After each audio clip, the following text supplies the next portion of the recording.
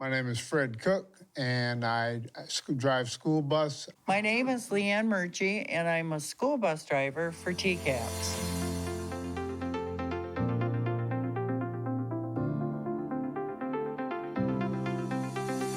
It's been a very wonderful experience.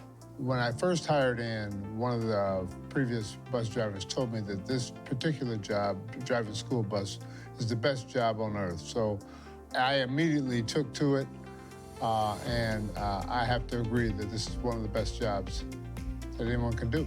What prompted me in the very beginning, I have a college degree, and she said, "You're in the safest vehicle in the world on the road." So I thought, well, I'm gonna try. Because I would be on the same time schedule as my own children. And when they were off, I was off. When holidays, I was there. So it was the best of both worlds. TCAPS offers jobs elsewhere within the system. Between routes, I used to, for 12, 13 years, I did lunch duty over at East Middle School, and now I paint. They're real good about finding people the hours that they need during the course of the day to make the job great. We have Mesa Insurance. The whole district has it. It's awesome. It's the best health insurance. We offer a 401k. There's a sign-on bonus. It's a win-win situation. The most important thing, I think, coming to work at TCAPS is you understand that you are part of a team. It's a part of a collective. It's not just bus drivers and then versus teachers. It's not that. We all are in this thing called education together.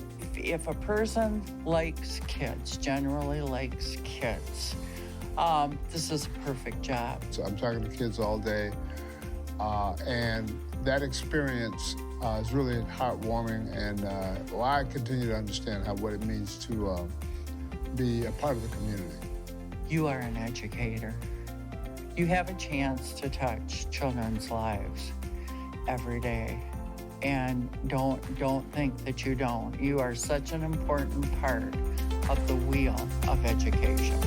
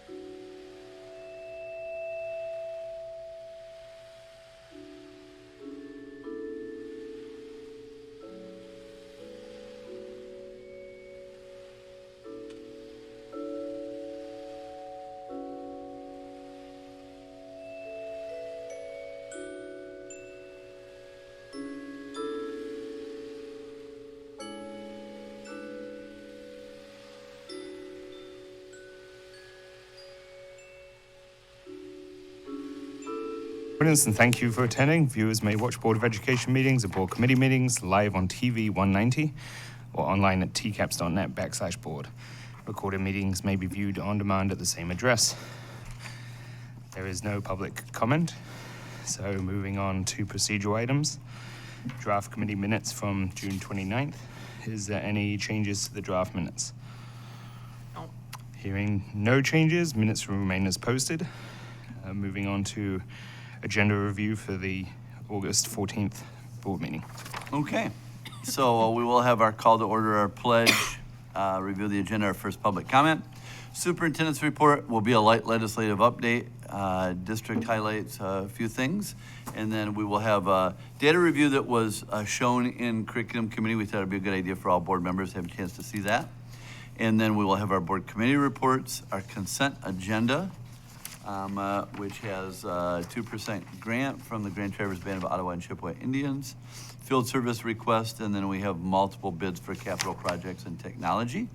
One I'd really highlight there is we have had to do some emergency purchases for Silver Lake because of a lightning strike, and we have insurance claims submitted to SETSAG for that. We will, again, have our meeting minutes from the special meeting on July 27th to approve. Our discussion items is a standing agenda item of school safety, our elementary and secondary student and parent handbooks that did have the chance to be reviewed at curriculum and forwarded, our board policy committee discussion, as talked about by the board president in the past. We will continue to have the opportunity to discuss property offers for our 412 Webster Administration Building and 3723 Shore Road Bertha Voss Building. We will have a second public comment, and then we will have board president remarks, board members, and closing. Only one item on discussion, which I guess would be E if acceptable, would be typically when we do all the contract reviews, we do the superintendent contract the meeting after, which would have been last meeting, so we're one meeting behind. But I would like to add that I don't have any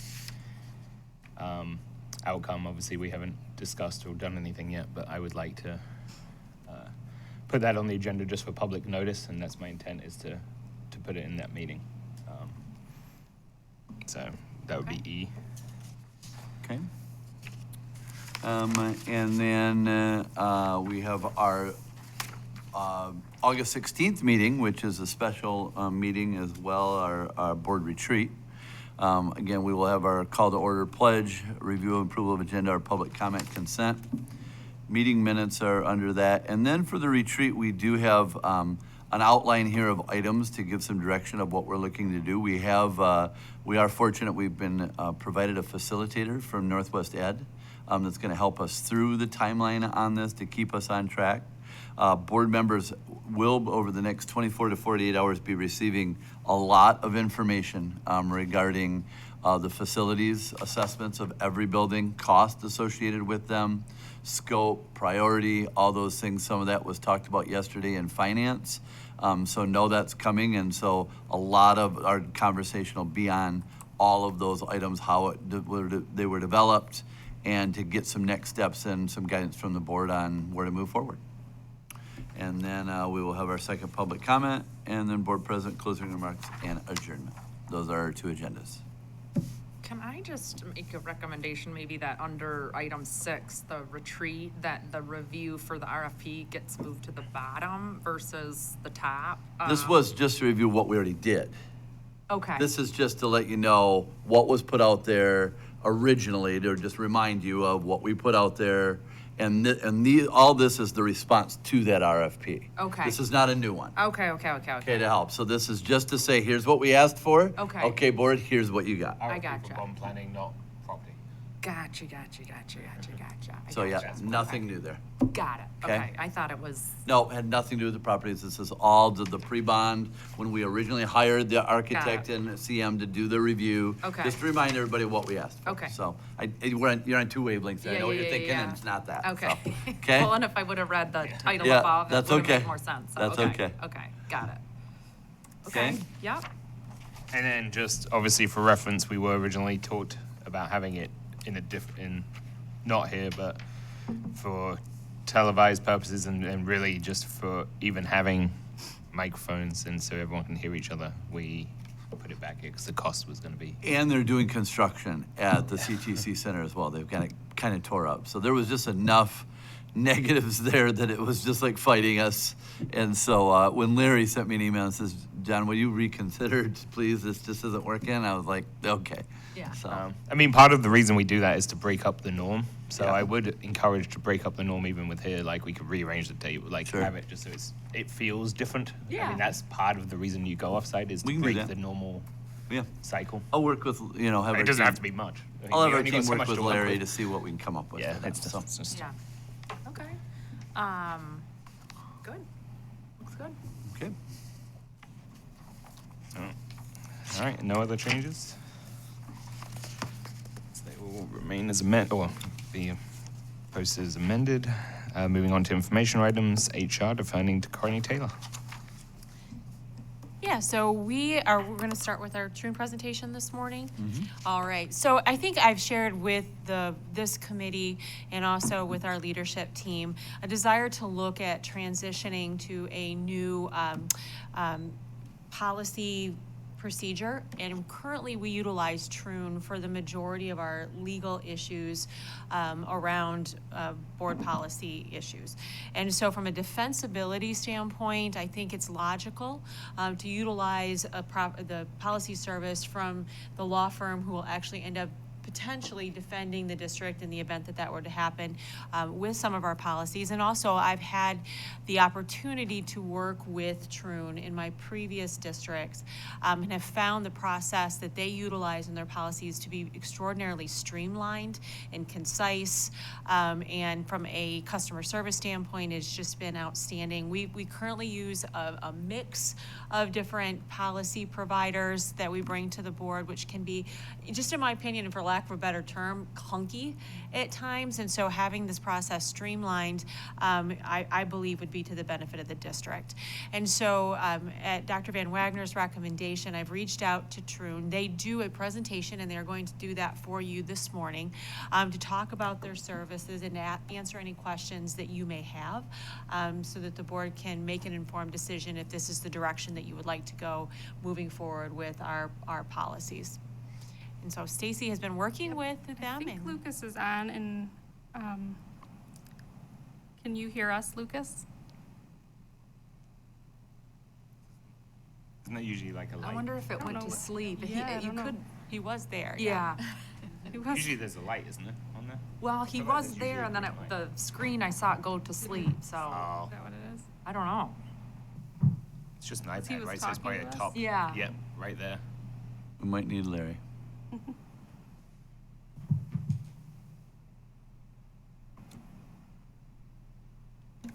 As I have- always happens. He was Oh, there it's a 2 minutes Chromebook. before the He's meeting texting started. Oh, me it's right coming now, back on. so- I don't know what happened, yeah.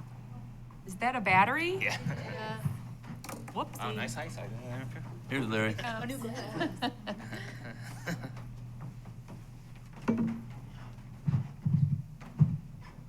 Battery issue. The little battery icon just came on, red.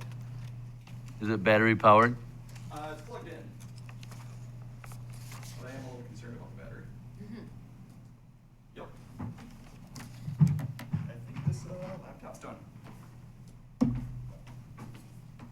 That's what Well, while he's doing that, why don't I just go ahead and I'll give you guys my staffing update while we're Yep, getting that that works. technology set back up. This one's just a little bit more extensive than I normally give you because of the time of the year it is. Our team has been extraordinarily busy, as you can imagine, but I'm blessed to work with the best HR team on the planet, and so as usual, they have things under control. From an administrative standpoint, we have all of our building administrators filled, and unfortunately, next week, Mark Connors, our new assistant principal at West Middle School, will be arriving in town and be able to participate in our onboarding and new admin retreat comeback stuff. So he'll be in town. New teachers, we have hired 17 teachers this summer. Wow. Those are replacement positions for individuals who retired or left at the end of the year or had other opportunities, family issues, and have moved out of the district this summer. And we also have a few ads based on student numbers in the building, so for growth purposes. We've hired, I think we've shared with you, we lost 4 social workers. And we have hired 2 social workers, and we are looking to think outside of the box. Obviously, our candidate pool for social workers just is non-existent. So we are going to engage in a process of growing our own. So we have posted for what are called behavioral interventionists.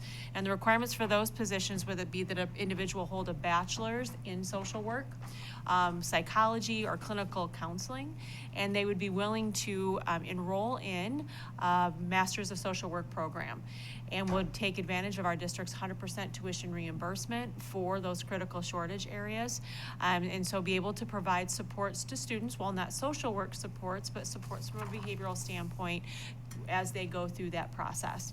We've had a number of very qualified applicants for that position, and so far we've extended offers to 2 individuals. So again, not a full replacement for a social worker, but making sure that we get some mental health supports in the buildings while we create our own social workers right here at TCAPS. So that is ongoing. We're continuing to watch our numbers at the elementary levels. Our secretaries, our administrative assistants are back, and so they're busily adding any new enrollments, and so we'll start looking at those to make sure that we don't need to add some additional sections. But the nice thing is we still do have a number of qualified elementary applicants, and we use a system called Spark Hire. So we send out for potential applicants to do a online or video interview that we can screen. So that helps us have a pool available in the event that we need to tap people on the shoulder pretty quickly moving into the school year. So we're happy where that is. A couple things that are still posted that we're still looking for. We were able to hire one American Sign Language teacher, but we're actually in need of 2. So we have one that's still out there and posted. And then also we have a part-time orchestra position. It's a small .2 position that we all are going to be able to cover in the event that we can't find a candidate, but that posting's out there. So if anyone knows anyone that would like to teach orchestra on a very part-time basis, that posting is still out there. And on that note, we can do a expert in residence permit. Can. So they don't have to have a teaching permit if they have an expertise in orchestra. We have an ability to take somebody maybe that's in the community that's interested in doing that with some intense professional development. So they don't have to have an existing certificate or degree in education for us to work with them on that. So just want to make sure that's known out there. From a support staff level, we're always getting questions about bus drivers. We have hired 2 bus drivers this summer. They were not previously certified, so they're going through our training.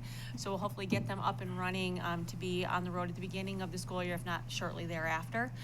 We've hired 2 bus assistants, but we do have some interviews pending for both of those positions. So obviously, we're continuing to look for bus drivers and aides, and we do provide that training free of charge to those individuals. Food service. We have 5 current openings in food service, both full-time and part-time positions. We do have some interviews scheduled, but if anyone is interested in one of those, please also see our website. Custodial, we have 6 openings. Those are at the 2nd and 3rd shift, and those are all full-time, full-year positions. So great job opportunity for anyone interested in joining our custodial maintenance department. And has been an area of struggle for us in the past has been some extended day workers, so we're looking for those. But on a positive note, early childhood tends to be a challenge, and we've had some success this summer with our preschool hiring.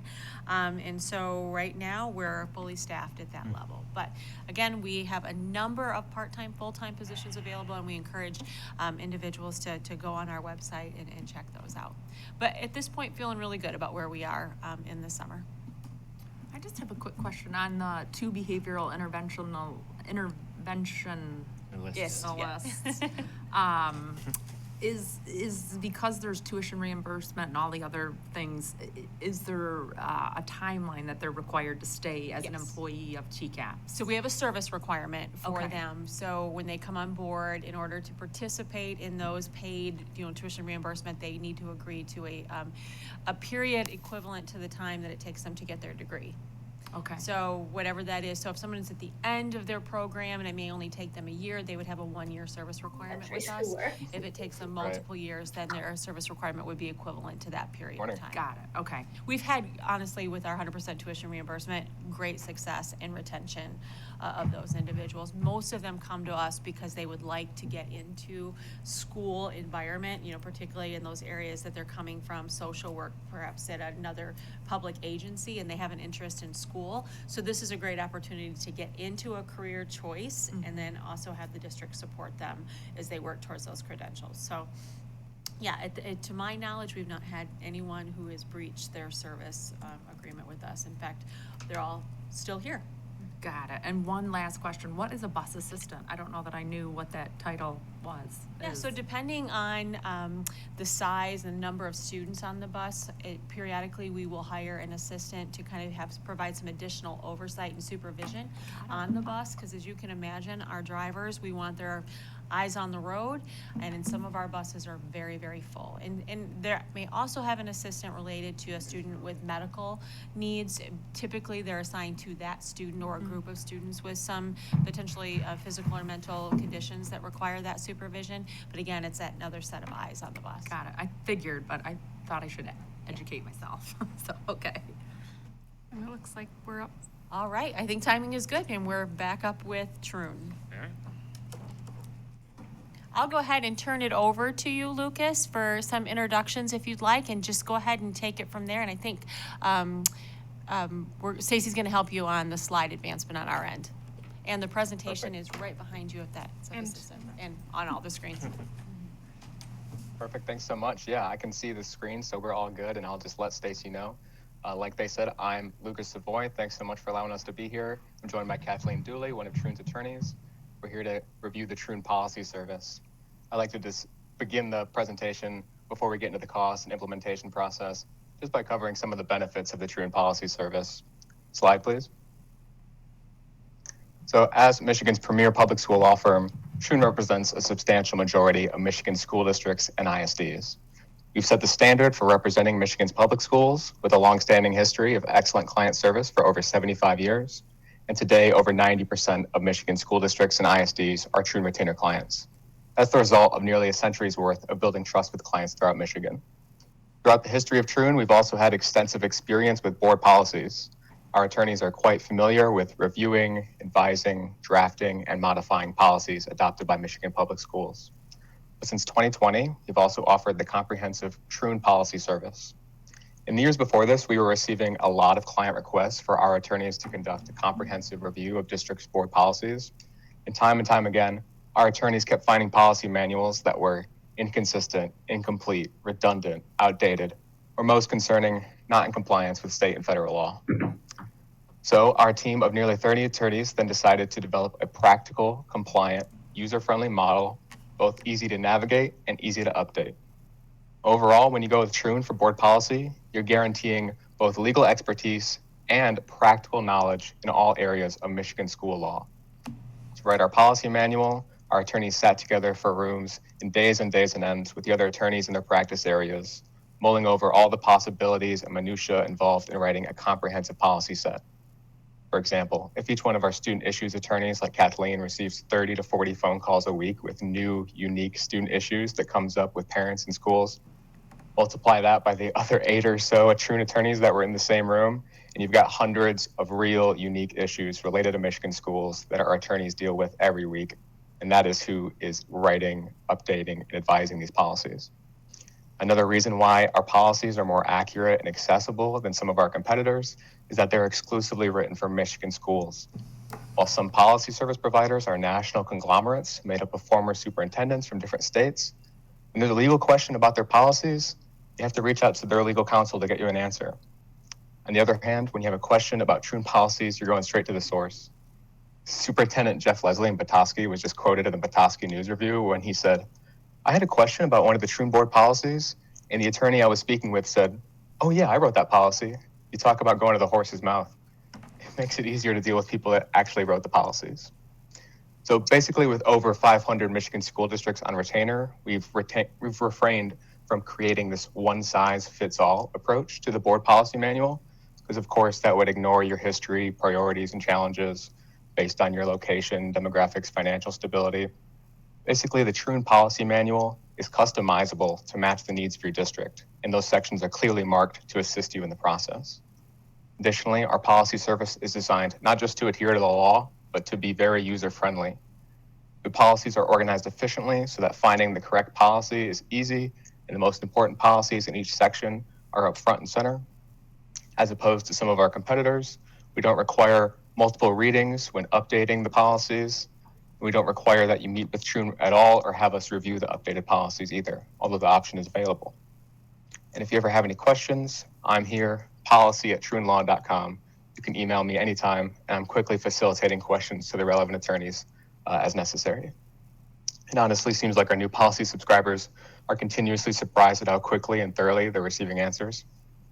To walk you through the implementation process, we hold bi-monthly virtual policy implementation meetings at no extra cost. For a full explanation of all the options within our policies and to ask our attorneys any questions, you can have as many district representatives join as you'd like. In addition to our easy annual updates, you also have some flexibility in your choice of online platform that you use to host the policies, because Troon does not require you to use any online platform in particular, but I can help you get started with some good options. With all these benefits, people are often surprised to learn that the cost is just a fraction of some of our competitors, especially with your retainer client discount. At no extra charge, we include a Title IX all-staff awareness training video. That's in addition to the Title IX policy and 11 relevant Title IX forms. We've also just released the Troon Model Student and Employee Handbooks as another optional aspect of the policy service, as well as the administrative guidelines and forms. Slide, please. So I'm often asked, what does it take to switch to Troon policy? Slide, please. Steps are actually pretty simple. First, you view sample policies, discuss with the board policy administrator or a Troon attorney. Right now, you folks are doing both. Obtain authorization from your board to purchase and submit the order form to me. I give you access to download everything via our website. We provide you with a policy implementation checklist to personalize the policies. We have these free policy implementation meetings via Zoom every other month. You finalize your policies for presentation to the board, and then we provide you with sample resolutions you can use to adopt them. Slide, please. Now we're going to provide you with an overview of the Troon Policy Manual. Slide, please. On troonlaw.com, at the top of your screen, you'll see this button that says School District Policies. Slide. You'll be brought to this page. You have the Master Policy Manual, which is a collection of policies that's always completely up to date. That's followed by our Policy Implementation Checklist, which is your guide for personalizing the policies. Below that, you have both sample resolutions that can be used during the policy adoption process. Finally, you have the Policy Corner articles. Those are directly from our retainer client newsletter, School Law Notes. For your convenience, these are included here. These are all important news updates related to board policy. Slide, please. When you download the Master Policy Manual, it will look like a zip file containing all the policies as Word documents, broken up by policy section. Slide. To give you a better look at how our policies are organized, here's an overview of our policy series. As you go forward, I'm not able to see the screen as well, but Stacy, if you're able to click through these, you'll see that the first series is just a very short series, policy overview, definition. After that, we have board bylaws in the 2000s, operation, finance, and property in the 3000s, all of district employment in the 4000s, and all of students and academics in the 5000s. Of course, we'll be able to share these slides with you so you can get a better look at those. On to policy personalization. In addition to ensuring that you remain within legal compliance in all areas, Troon attorneys have been able to create a board policy manual that's easily personalized to meet your district needs. The policy manual is accompanied with a policy manual checklist, which includes every item on the policy manual that requires action on part of the district. Slide, please. This could include inserting information specific to your district, selecting from optional inserts, changing optional aspects of a policy, or choosing to remove an optional policy altogether. To help guide you through this process, every item on the policy will also correlate with a blue highlighted section within the policy manual itself. The timetable for implementation can vary, as some districts have appointed committees that can expedite the process. You're not required to have a committee, and we don't have to review the policies after you're done customizing them. As to who composes that committee, you might want to include administrators who are handling day-to-day operations affected by the policies. For example, when personalizing the 3000s, you might want to bring in business managers, both to gain their perspective and to increase their familiarity with your new policies. So as you'll see up here, we have optional policies. If you could go back, I believe there are a few optional policies. For the policies that are entirely optional, our process is replacing the title with the phrase intentionally left blank, both in the table of contents and the policy manual. This is done simply to maintain the policy numbering system for all clients, regardless of which policies you choose to adopt. This way, all Troon policy subscribers are always referencing the same number. Here we have 3 examples of optional policies: student representative on the board, temporary remote work, and transgender students. In addition to several other optional policies, these are entirely up to your district as to whether or not you adopt them. Where applicable, our attorneys have also noted which optional policies they recommend you adopt and provide a brief explanation as to why. Slide, please. There are also some policies that are not optional but contain an optional provision within them.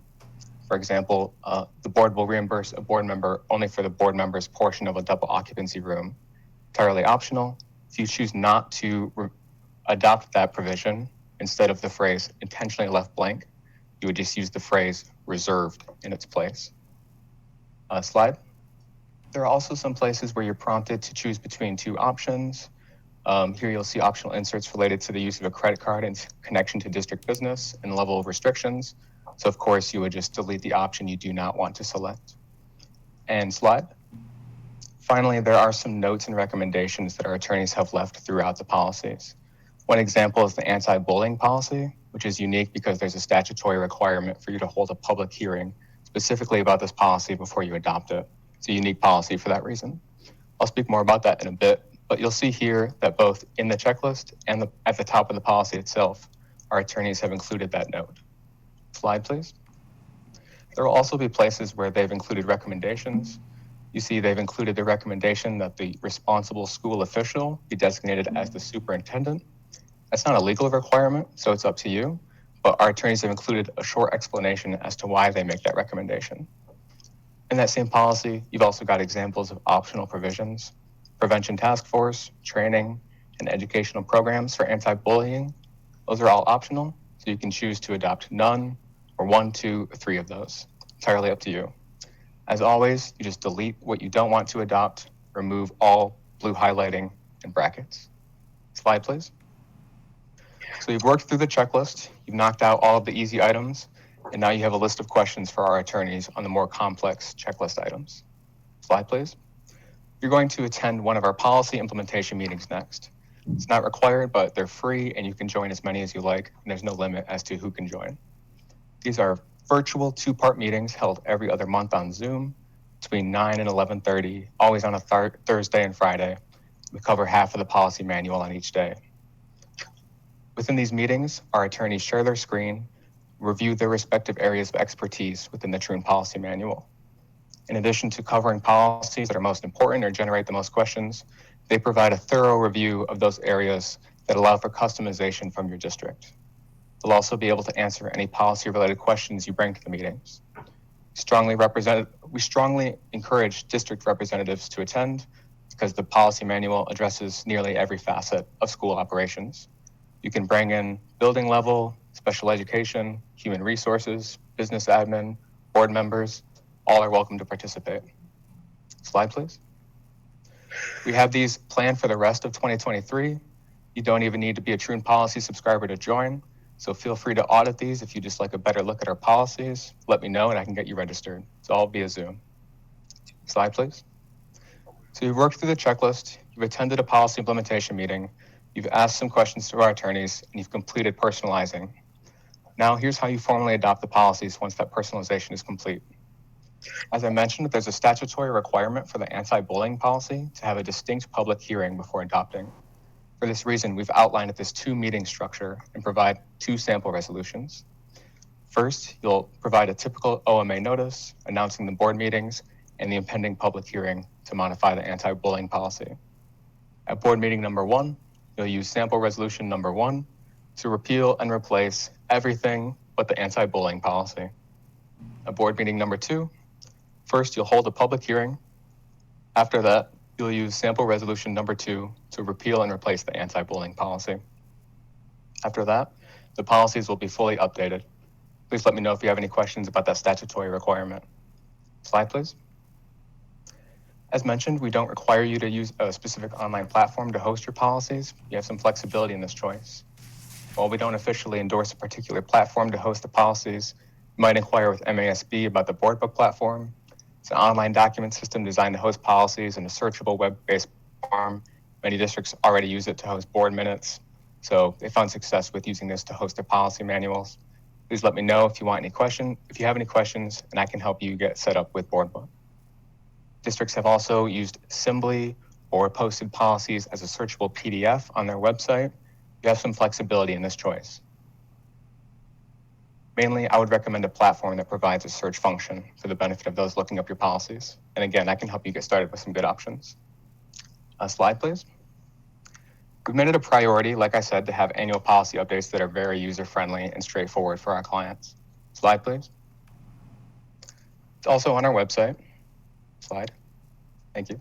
For those subscribers that have purchased updates, they'll receive an email in July that the annual update to policies, administrative guidelines, forms, and handbooks is now available.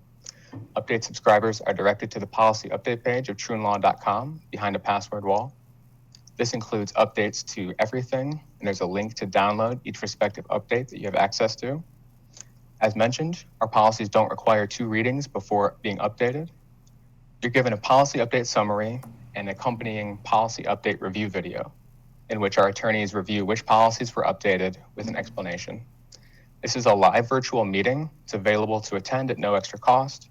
The recorded video is also available throughout the year on our website for update subscribers.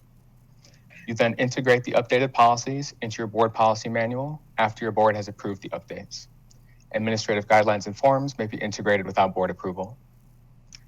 You can then update the online platform of your choosing with the updated policies, AGs, and forms that are available for the public's viewing. There's a separate page from the policy updates, the master policy manual, as I mentioned at the beginning of this presentation. That's always up to date. So if you're ever wondering, is this policy the most up-to-date one? Did we miss anything? Check the master policy manual. That's the most up-to-date collection of all policies. So we save all updates as possible until July. Whenever possible, we're going to save it until the summer, just to make sure that we're not bombarding you with updates throughout the year. Our attorneys are constantly monitoring legal and statutory updates, saying, A, does this policy need to be updated? What else needs to be affected by this updated policy? And B, if it does need to be updated, does it have to happen now? And most of the time, it's going to be pushed until July, unless you need the policy update ASAP. Slide, please. So to give you a better look at what it looks like on our website, we have the policy update review video in which our attorneys review the most recent annual policy update, and then links to download below. Slide. We've got a policy update summary. This is a review of all the policies that were updated with a short explanation on which was updated and why. Slide, please. And forgive me, just because I can't see the screen, but we also have the policy update. Well, in addition to the policy update summary, that is included in a zip file of Word documents. All the policies are provided to you as clean Word documents with the policy updates already implemented. And slide, please. There's also a marked PDF of changes that shows you exactly what changed throughout the policies, just so you can see what changes were made. We have this single PDF that applies to each of those. Slide, please. And I believe this should be could you just tell me the title of the slide that's currently on the screen? Updated Word docs. Updated Word docs. Thank you so much. Right, so this is what I was referencing. These are the Word docs of the policies that are entirely ready for your review. All the policy updates have already been implemented. The only editing that you would have to do is if there's a new optional section, those points in the policy implementation checklist that I pointed out earlier, those would all be referenced throughout the policy update. Those are the only edits you'd have to do yourself. As for the actual policy update, those would all be done by your attorneys. Slide, please. So administrative guidelines and forms. Also accessed on our website. Next slide. Our attorneys have recorded videos that walk you through the AGs and forms, similar to our policy implementation meetings for the board policy manual. There's one video per policy series, so the attorneys are only speaking to their respective areas of expertise. Our table of contents for those identifies which are for internal versus external use.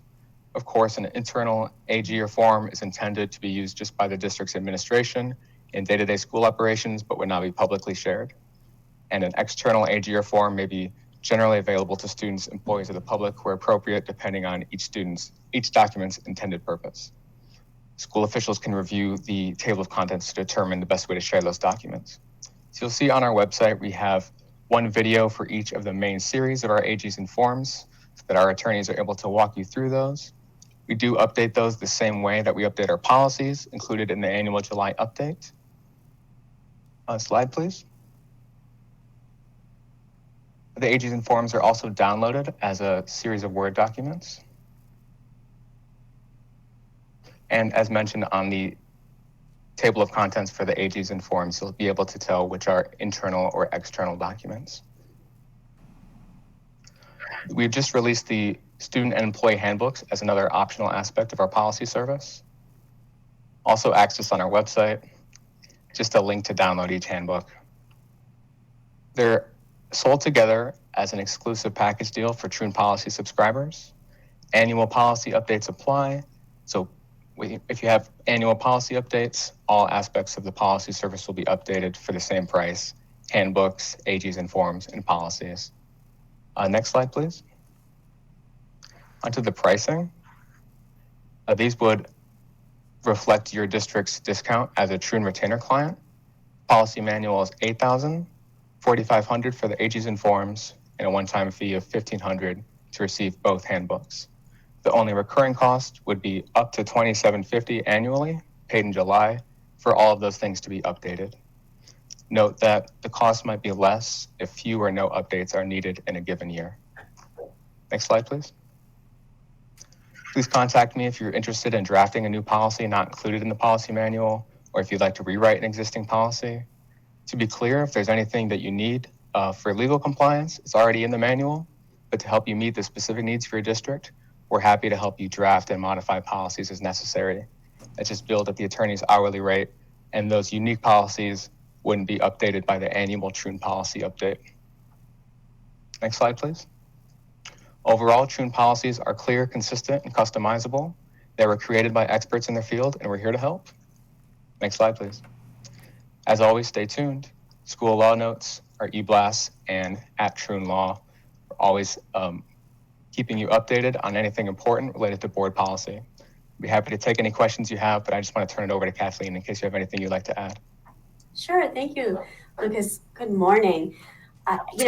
Lucas did obviously a fantastic job of describing everything. I would just say that in many years of doing school law, I've looked at many different policy sets. I really do think that the experience of looking at all those different policies and how over time they can come to contradict one another really guided the development of these policies. And I think they're very, very clear and not contradictory, which is not, over time new laws get passed and, policies don't necessarily get pulled. I think the really important and user-friendly piece of this is that every year the attorneys are going to make sure that those policies are updated. Title IX is just one example, right? So in 2020, we got this elaborate new set of requirements for our grievance procedure, and new regulations are coming out in October. So it is quite possible that there'll have to be a serious rewrite of those procedures, the grievance procedure. Who knows? But if you have our policies, if you have our other documents, AGs and forms, that's going to be taken care of for you. And I'm just going to put a little plug in for the handbooks. If you decide to go with Troon policies, great. If you decide not to, think about the handbook because I can tell you that reviewing an existing handbook and bringing it up to legal compliance is generally more costly than the purchase price of these handbooks. And obviously, if you are a policy subscriber, they match, right? There won't be any contradiction in the handbook and the policy. So those are just my plugs, but we'll be happy to take any questions. So I would just let you know, we have purchased Troon's handbook, student handbook, and so we did use that as our full template for this revision that we just completed. That's fantastic. Okay. I guess just to cover that, so that was my only question on the modules, so we would have all modules based on that pricing. I was hoping that you might be able to just maybe touch upon from a legal standpoint. I know there can be at times a desire to do some extensive customization and put a lot of information into the policies. And can you maybe dig into or explain a little bit why Troon has elected to make many of the policies, I don't want to say vague, but more broad than digging into the weeds in some of the policies and how that may come across from a legal defensibility standpoint? Absolutely. And this would be true for handbooks, policies. The more specific and detailed it is, the easier it is to not comply with it. The more detailed and specific it is, the more difficult it makes it to apply to specific situations. So just, one example, there are some conflicting policies in some of the services looking at investigations of school personnel. And when I say conflicting, it's not that what's conflicting about it is one policy might say it has to be done in 10 days, and one policy might say, oh, it has to be done in 10 days unless there's a good reason it's not done in 10 days. Well, I think the better wording from the perspective of a lawyer is something like, except where you legally have to add days, is something like within a reasonable time, right? So yes, that sounds more vague, but if something's more complicated and it takes 22 days, you haven't violated the policy. It's a reasonable time because it was a complicated situation. If something's very easy, you get it done in 2 days and great, you haven't violated the policy. So that vagueness really, it's vague but legally compliant in places, and that way it can work for whatever situation you're facing. Thank you. So I was going to say, even just on that note, so we can close out anything on that. I mean, obviously, we can have that discussion as a board, and there's going to be different levels of opinion on broad versus vague, and customized versus not customized. But regardless of where we fall as a group, I think we all know and understand that there will be some customization. So how does that work with, I mean, is it just like we normally would? Obviously, we just have to figure out the numbering internally, and then Yeah, so as we're going through the process of reviewing each of the policies, if there's a desire to do what I would consider more than just minutia customization, and when I say minutia, I mean in the sense that here's what we do here at TCAPS. It's specific, but it wouldn't necessarily affect the legality of the policy. I think that that's not necessarily something that we would have to go back and say, Troon, please review this and make sure that the customization is still aligned with the legal requirements. But the more we dig into and the more we change, it could affect the legality of the policy, and we would want to have that reviewed by a Troon attorney. And then, as he indicated in the slide, that would be at an additional cost to the district. And then, like, referencing wise, we'd figure that out as well, because there's a lot more referencing that's tied, like, intentionally left blank so everything lines up. Correct, yes. Okay. I just had a question as a school board member. Obviously, you represent lots of districts in the state of Michigan, and so trying to understand a little bit of your policies that you're presenting that are going to be reviewed by TCAPS. Ultimately, the board has to approve them. What level, I guess, should a board member be advising and not advising, just in your experience with other districts? Just trying to understand our role as board members. I have thoughts sort of from a legal perspective, but Lucas, you've dealt with the implementation for a lot of districts, so why don't you jump in there? Sure, absolutely. My perspective is that Troon is very able to assist you through this process more so than a lot of our competitors in terms of accessibility and willingness to walk you through the process. You guys touched a bit on personalization, and I just wanted to mention I'll be able to send you that policy implementation checklist to kind of show you what personalization we will be asking you to complete before you adopt. That's sort of separate from those unique modifications that are possible. But through this policy implementation checklist, through our policy implementation meetings via Zoom, through me, who can facilitate the questions to the relevant attorneys, the number one thing I keep hearing from board members is that our policy service is just more accessible, easier to work with, very user-friendly. So that is what mostly I've been hearing from other board members. But I'll turn it over to Kathleen for her perspective as well. Sure. And I'm so sorry, I can't see anyone's names and I can't really see people very well. So I don't know, but to your question, policy adoption is the time when board members can get into the weeds a little bit more. with a service like the Troon service, I don't think that's necessarily required, though there might be policies that you need to do that, right? You need to see in your community, you know, if you're going to adopt the transgender policy, what does that look like in your community? Things like that. But once policies are adopted, right, the role of the board member is kind of from 30,000 feet, because you trust then your administration to implement those policies and to do so properly. So I would say it's the kind of thing that, you know, if there's a small committee who wants to get together and go through and make recommendations for customization, that would be appropriate and a good time for the board to dig in a little bit. Of course, in my opinion, the board would need to resist the urge to make something more specific than it necessarily is.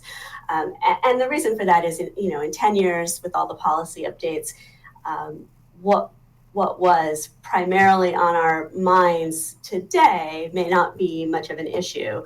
I certainly hope some of the things that are on our minds right now won't be an issue. So, you know, we don't want to have policies that were clearly customized in 2023. You know? So I think there is a significant role for board members if they would like to play it in these policies. Thank you.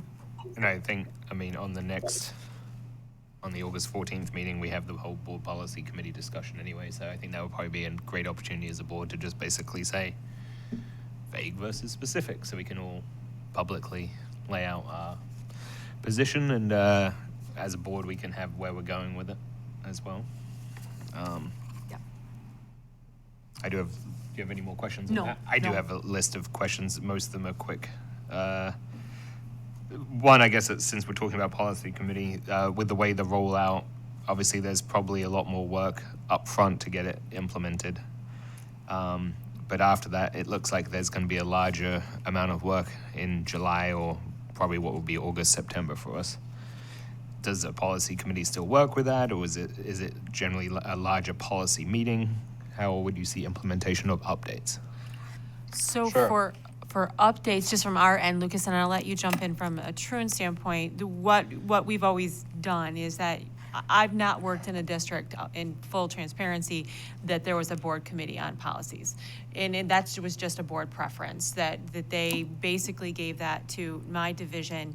We sat down with the initial implementation, exactly how they recommended. When it was time to talk about the student issues, we had building administrators, you know, central office instructional staff at the table going policy by policy, electing the options that aligned with current practice in the district, and so on and so forth. When we've completed all of those, we turned it over, and the board, just at Kenai State where we did that, literally asked for, I believe it was 2 full months for the board to do their due diligence, to review, ask questions, you know what I mean, adjust those policies before we took it for final adoption. So this isn't necessarily a quick process. You can move it, you know, fast line it if you like, but I think it's best to do our due diligence up front. I then think this, so it would look a little different maybe here in TCAPS if we went the route of a board policy committee.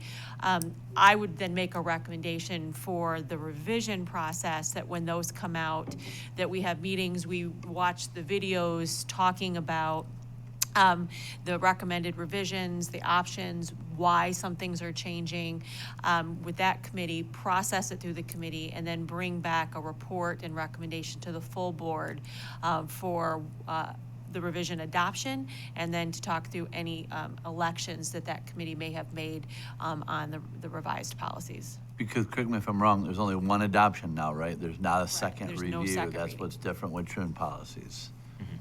Except for the bullying policy. Correct, that is the one, you have to do the public hearing, and it, honestly, the transition, and I defer to Megan, has been through this transition as well, it is pretty seamless. And so why one legal reading versus 2? Because obviously there'll be new policies that will new policies because we're replacing. So You know, it's one of those things that in my 20-some year career doing policies, the 2 readings, just something we always did, and so I assumed it was a legal requirement. Shame on me for assuming, and then moving to Troon. I guess I would defer to Troon to answer that question, why some policy services do 2 readings and others do 1.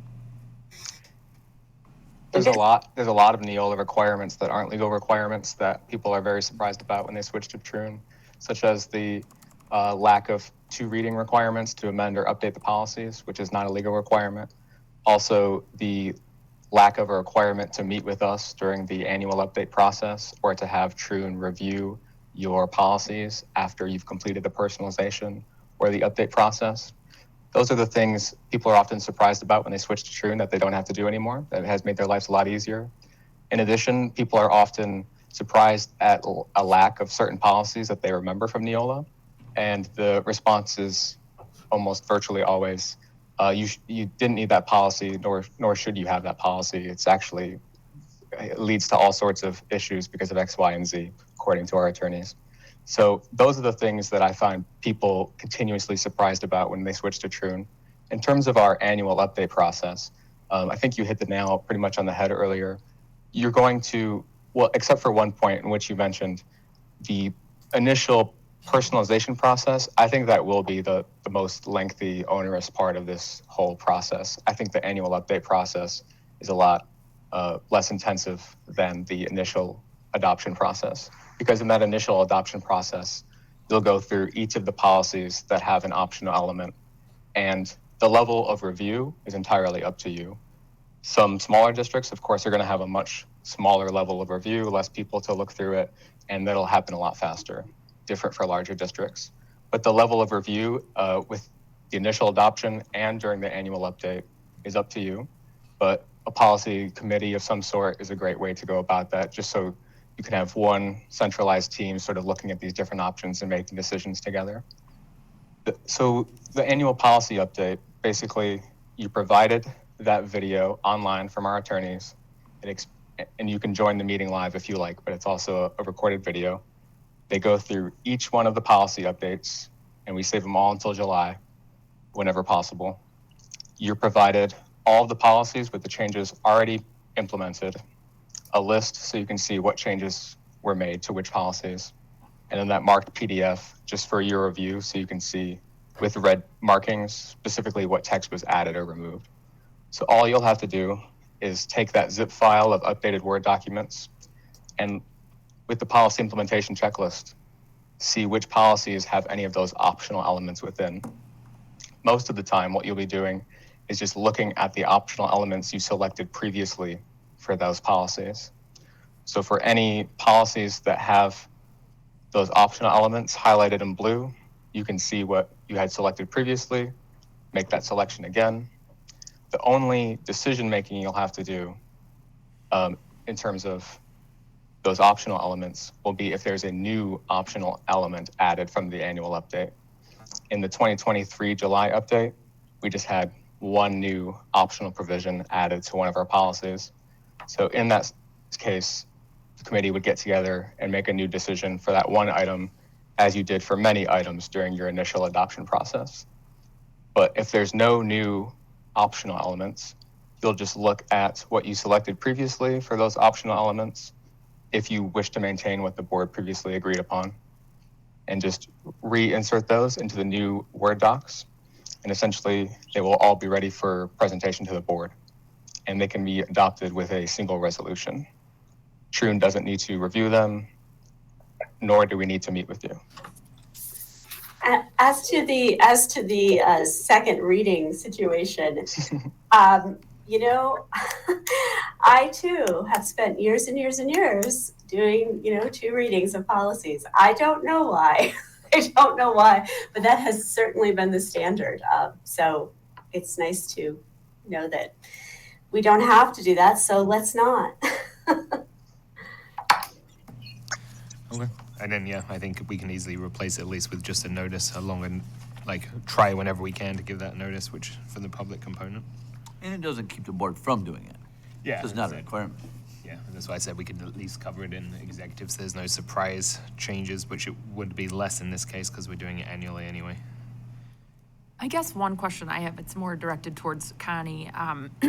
When you, in your previous districts, not having a board policy committee, I guess I'm struggling with, should we? I mean, do we need to have this separate committee? I guess, and I mean, Scott, what's your opinion on? I mean, I've got very similar notes that I'm not necessarily, it's like I was thinking as we're going into this conversation, we wouldn't after we started, but then I'm like, well, the implementation process, I think that, I guess to tie it in with one of my questions, and then we can come back because it will answer it, is what is the anticipated timeline for coming to the board for a vote? Like all the work of it, implementation. Are we talking January? I actually had given Dr. Van Wagner a projected timeline that the goal would be to have it completed by the end of the school year. Okay. One of the things, and I know and we could do it faster than that. Or slower. Or slower, for sure. One of the things, like I had indicated, getting the right parties to the table and doing our due diligence of looking at the policies. One, make sure that it reflects our current practices. And two, the other, I would say, not secondary, but equally important, was if you were to ask anyone in this district, have you gone through and read all of the board policies? Do you know what the board policies say that are applicable to your department or your division? It's usually when an incident comes up and people are going to reference the board policy and saying, oh, good, we're in compliance, or oh, goodness, we're not, right? So what this does is every one of our principals looked at every single policy, went through and had a voice in saying, this is the option we think would be appropriate, and here's why. Here's what we would recommend that the board adopt based on our current practices. So when we finished that process, the people in the business office knew the business office policies. HR, we knew our policies. Everyone had a part of, and the board has an opportunity to have an eye on every policy, whether that be from a committee standpoint or that is at the end when we present the entire manual for review. I realize that it sounds extraordinarily daunting, but what Troon has done is streamlined their policies. So while we don't see it in printed form anymore, I used to have a binder on my desk from Neola, from my previous districts, that was about yay thick, right? The idea of going through and reading every one of those policies was like, I'd rather stick a hot probe in my eye, right? But when we went to Troon, it's about this thick visually. So it's a lot more streamlined, easier to navigate and understand, because we're taking out the superfluous things that don't need to be in there, that I think cause us to trip up and over ourselves, as they've already indicated, the pitfalls of that. It's not necessary, but it is the preference of the board, how you want those policies to look and read. They are your policies. Personally, I recommend we follow the advice of legal counsel in keeping them more streamlined, but obviously that's your choice. So if the committee wants to look and spend a lot of time going through those and understanding the why, I think it's time well spent. If you would prefer that we do all the work on the back end and then the board review those and ask questions with our recommended policy manual, that's the process I've used before. That worked too, but it is a preference thing for TCAP's Board of Education. And obviously we'll have to have that, which I'll come to get back to your point in a second. I've got one other question. So you were obviously the policy manual, breaking it down to do all the reviews. Would you break it down into chunks? As you said, like different departments would review different things. There'd be multiple kind of workshops almost. Yeah, what I did was we started with section 100. Who are the stakeholders for section 100 who need to be at the table? Getting those meetings scheduled for everyone to sit down and take a look at that. Once we finished that, we moved on to section 2. So I would really be tapping for example, the building administrators on the shoulder for a block of time. Maybe it's 4 meetings over an 8-week period of time that we would ask them to come and devote couple 2-3 hours to sitting down going through those policies. Likewise, it's going to be a commitment for a board member to be part of those, or the process would just simply take longer if we're not able to get folks to the table in a timely manner. Well, yeah, and what I was trying to get at, I guess my question really boils down to answer your question a little bit as well, is that something that the same, like is it sectioned off? So there's a section here, a section there, that it would make sense that one board member could do this section and one board member could do that section, or is it it's the same group for the whole thing? The administrators would need to be different. They would. Yes, Okay. I mean, because I'm not gonna ask, Christine Thomas Hill's staff to come when we're talking about the human resources section. So there would be chunks almost. There's gonna So- be chunks. So When- the other options, we could allocate different board members for different chunks as well that would potentially not necessarily replace it. We'd have to talk about policy committee going forward, but for implementation, we could have different board members assigned to different sections. I don't think board members need to be a part of those meetings. I Maybe. mean, it That's- would that's- I'm just saying seem, I if mean, it in my is. opinion, if you're asking HR to come together to review the policies for HR, it would seem that a board member is just gonna cloud the intention. could very well. Versus they do the review and say, this is what makes sense to us, and then maybe it's at that point, a board member's involved to say, okay, this looks good to me. Yeah, and that's I mean- also fine too.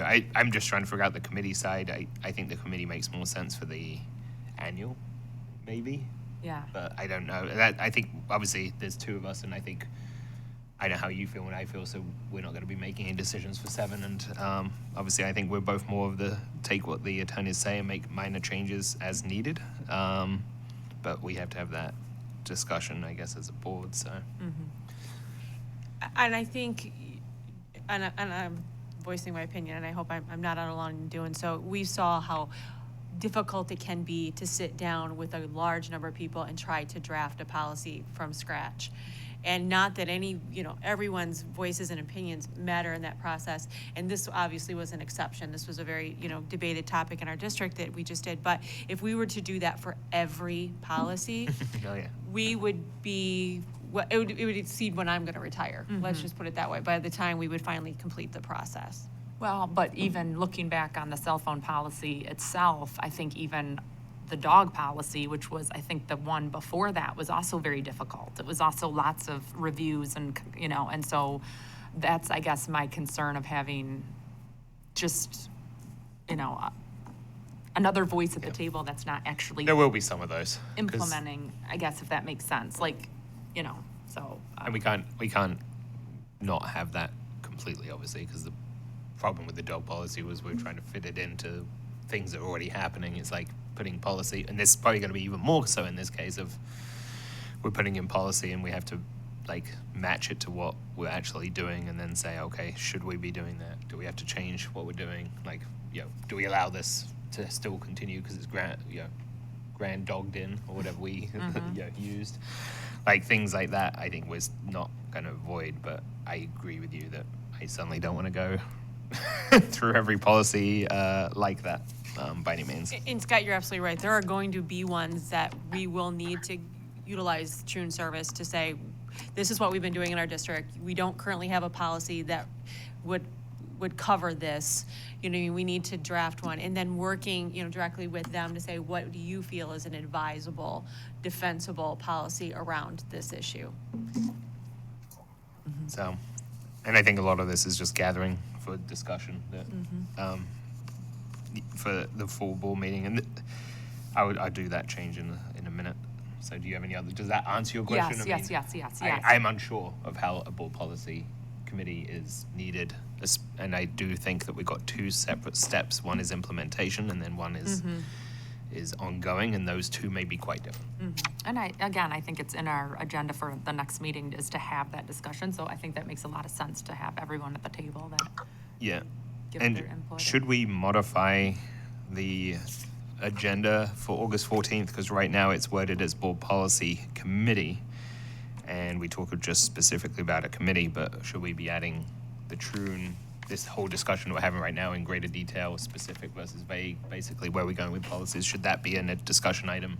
It's not really about a committee, right? It's about, If you want to take up the Troon, adoption, you could obviously, change it. I don't know if we need to necessarily do the necessary adoption right now. I mean, we could put it on there as the option of that, but I think we would at least add it as a discussion item because it's going to be fresh in everyone's mind. They can watch executive committee. We can have this discussion that we've just having. I think this absolutely makes sense. It's under the discussion category and it's a board policy I just didn't know if committee. we had to check because it's not just committee, it's adopting. Part of the discussion is should we switch to Troon? Should we adopt You Troon? just put- Have put these slash discussions. policy. Yeah, so I think service. Do we need approval to transition to a new policy service? Yeah, I think because we do it in the organizational meeting in January that we approve it, I think we approved the policy service, didn't we? No, just that's retainer is all. Okay. There's no real policy service that, it's.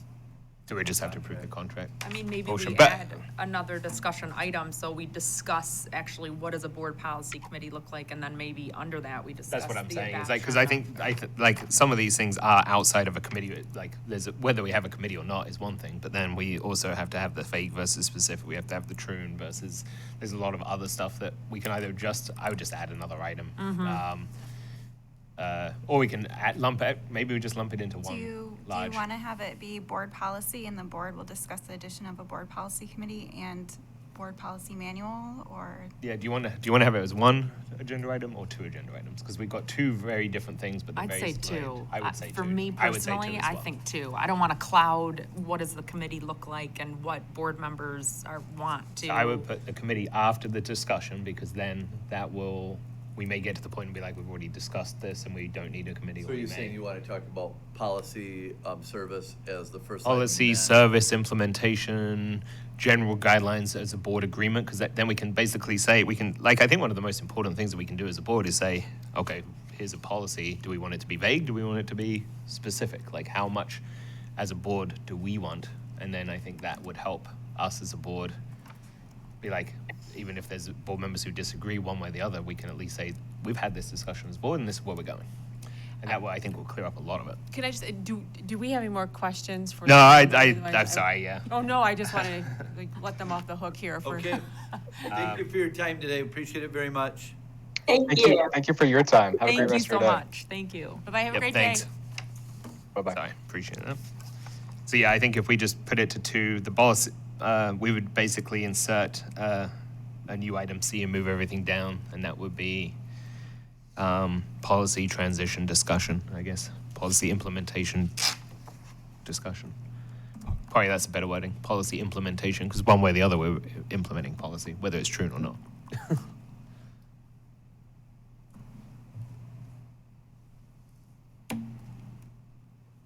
All right. Any other questions? Do you, leaving it so vague as policy implementation discussion, do you want to reference a legal I mean, We could definitely, usually when we say policy, implementation, it would have a line on below what it is about. So Okay. in Did you that say we could policy manual implementation? yeah, we could talk about, Yeah. Just put in the I'm word just thinking manual. How for the we- general public to look at our agenda Yeah. and then say policy implementation, what is so we that? could say it's basically how we review, or, which service we use, implementation, and updates in the future. Okay. So because it may or may not include any of that, because I have a feeling I know, but at the same time, it's like we may say that we don't want to update them. Okay. So, So I heard a couple different things. yeah. So what I have is board policy service as the item, and then the board will discuss a policy manual implementation. Do we need to add or revise? I would just say board policy updates, because it Board doesn't. policy updates, It's, okay. it's not just about the service, it's just about board policy, how we update board policy. Okay. Got it. Okay. I'm good with that. I know, I'm sorry. This, trying to be more specific, I think it will help to have that discussion and give the board and administration good guidance coming out of it after. All right, anything else? Covered that one? Ready for communications update? Communication update, deferring to Ginger Smith. Awesome. So thank you very much. We are very busy this week. We are in the midst of our summer enrollment bus tour. And this is a 4-day event. We started on Tuesday in the parking lot at Walmart, followed by yesterday, we were at Tom's over on the corner of 14th Street. Today, we will actually be at Blair Elementary, coinciding with our Sunshine Bus. That's always a really hot spot, the Sunshine Bus every week. So we will be there today, starting at noon. And then tomorrow, from noon until 2 p.m., we will be at the Cherryland Center. So it's been great to see a lot of new families who are moving into the area who just want to talk one-on-one with someone from the district to see what they need to do or who they can talk to, that kind of thing, with just some basic questions. We also have been honored to have a lot of other representation from TCAPS there. We've had our human resources team and our early childhood team and student support network also available. So that's been great from a community partner standpoint. We've had our new incoming health center, Northwest Michigan Health Services, has been there. And they have new little flyers that they've been sharing with families to let them know that they will be available starting this fall at West Middle School. We've had Tattle. They've brought all sorts of fun games and things and getting kids signed up for their library cards. We've had Northwest Michigan Community Action Agency for their early childhood services, and Bigs Up North, and doing some great connections there. So it's been fun, and 2 more days, and so hopefully we'll be able to reach a handful more new families or families who have been in the area and just want to learn more about TCAPS. I also want to just give an overview on both the Student Support Network and also some specifics regarding our McKinney-Vento population. In terms of McKinney-Vento, we do have our numbers in from this past academic year. We had 435 students identified under McKinney-Vento. Of that, 60 were considered unaccompanied youth, meaning that they were not under the direction of a parent or guardian. In addition to that, for the Student Support Network, we had an additional 429 requests. Some of those requests were for an entire classroom. Some were just for one student at a time, ranged everywhere from field trips, snacks, clothing, shoes, food, you name it. The Sunshine Bus, again, we are halfway through our summer tour, and we have distributed approximately 200 bags of food per week, so about 1,000 bags to date. The program does conclude September 1. The Father Fred Foundation has already provided interest that they would like to continue the program next year, so we are very hopeful and positive that this can be an ongoing program that we do continue to offer. Recently, we added on an additional bus for 35 migrant students to now receive food and hygiene items, and so that is through a separate run for those students.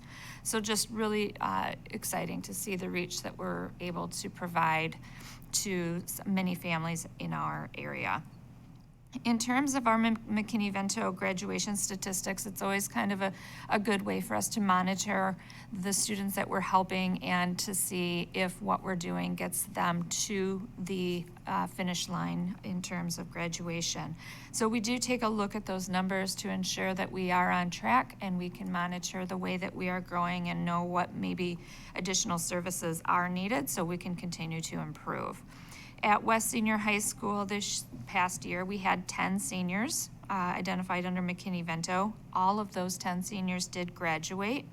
4 are going on to attend college or a technical program this fall, so that's amazing. At Central High School, we had 12 seniors. 9 graduated, 1 transferred out of TCAPS, and 2 did not graduate. Of the 9 that did graduate, 7 are attending college or a technical program this fall. At Traverse City High School, we had 27 seniors identified, 6 graduated, 13 transferred out of TCAPS, 8 did not graduate, and we do not have any identified at this time as attending college or a technical program in the fall. So we are, happy to see some of those numbers and know that we have room to improve. So we are gearing up for another successful academic year ahead and working to really continue to work to identify students earlier and better, and working really hard with Sophie in terms of how we do our intake process so that they can be properly identified and receive services as soon as possible. And that's all I have for today. Ginger, you said Traverse City High School, you had 27 seniors. How many graduated? 6. 6, okay.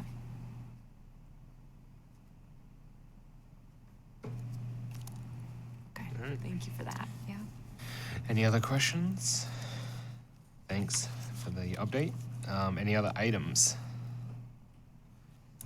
All right, with that, the next Board Executive Committee meeting is Thursday, August 31st at 9 a.m. in this room and online. So with that, we are adjourned. Thanks. Okay.